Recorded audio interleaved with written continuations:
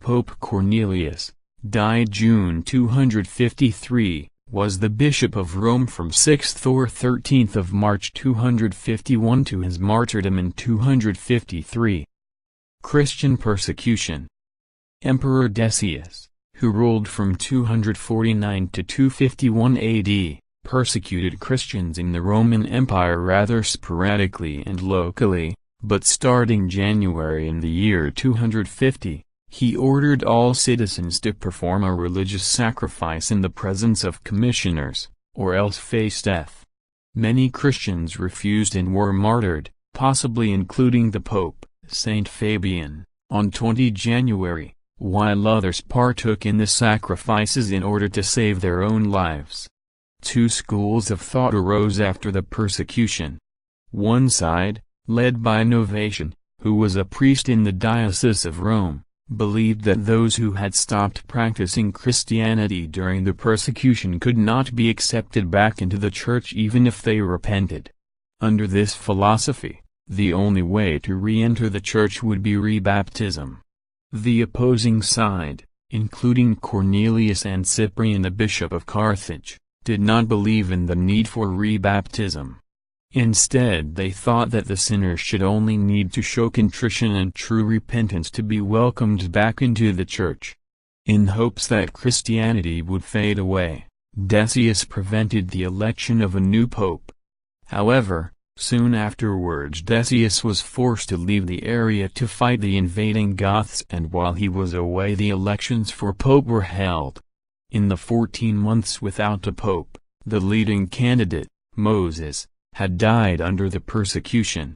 Novatian believed that he would be elected, however Cornelius was unwillingly elected the 21st pope in March 251. Papacy. Novatian was very angry not only that he was not elected pope, but that someone who did not believe in rebaptism was. He thus proclaimed himself the anti-pope to Cornelius, driving the schism through the Church. After Cornelius's appointment to the papacy, Novatian became more rigorous in his philosophy, convinced that bishops could not pardon the worst of sins, and that such sins could only be reconciled at the Last Judgment. Cornelius had the support of Saint Cyprian, St. Dionysius, and most African and Eastern bishops, while Novatian had the support of a minority of clergy and laymen in Rome who did not acknowledge Cornelius as pope. Cornelius's next action was to convene a synod of 60 bishops to restate himself as the rightful pope, and the council excommunicated Novatian as well as all Novatianists. Also addressed in the synod was that Christians who stopped practicing during Emperor Decius's persecution could receive communion only after doing penance.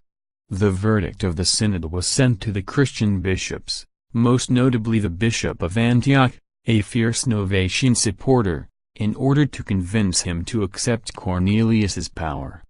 The letters that Cornelius sent to surrounding bishops provide knowledge of the size of the Church during the period. Cornelius mentions that at the time, the Roman Church had 46 priests, 7 deacons, 7 subdeacons, 42 acolytes, 52 ostiarii, and over 1,500 widows and persons in distress. His letters also inform that Cornelius had a staff of over 150 clergy members, and the Church fed over 1,500 people daily. From these numbers, it has been estimated that there were at least 50,000 Christians in Rome during the papacy of Pope Cornelius. Death and letters. In June 251, Decius was killed in battle with the Goths. Immediately following this, Trebonianus Gallus became emperor. Persecution began again in June 252, and Pope Cornelius was exiled to Santum Sully, Italy, where he died in June 253. The Liberian catalogue lists his death as being from the hardships of banishment, however, later sources claim he was beheaded. Cornelius is not buried in the chapel of the popes, but in a nearby catacomb. and the inscription on his tomb is in Latin, instead of the Greek of his predecessor Pope Fabian and successor Lucius. It reads, Cornelius Martyr. The letters Cornelius sent while in exile are all written in the colloquial Latin of the period instead of the classical style used by the educated such as Cyprian, a theologian as well as a bishop, and Novatian, who was also a philosopher.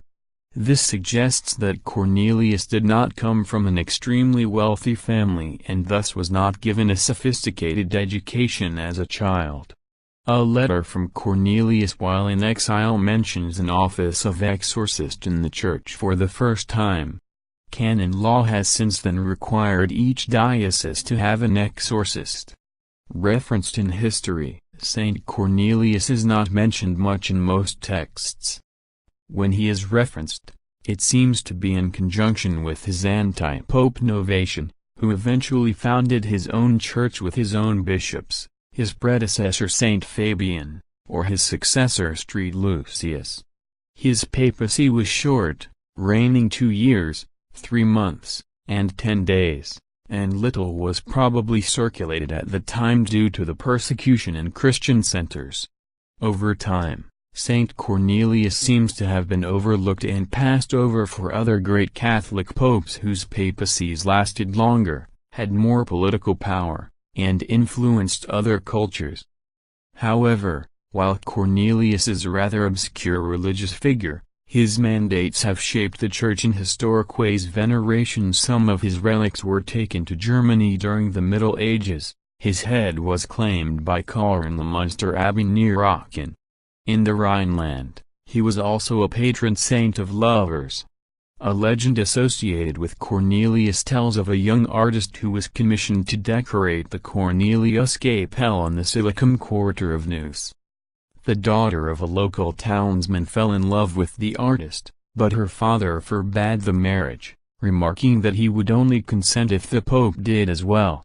Miraculously, the statue of Cornelius leaned forward from the altar and blessed the pair, and the two lovers were thus married. Cornelius, along with Quirinus of Neuss, Hubertus and Anthony the Great, was venerated as one of the 4 holy marshals in the Rhineland during the late Middle Ages. A legend told at Karnak states that its stones were once pagan soldiers who had been turned into stone by Cornelius, who was fleeing from them.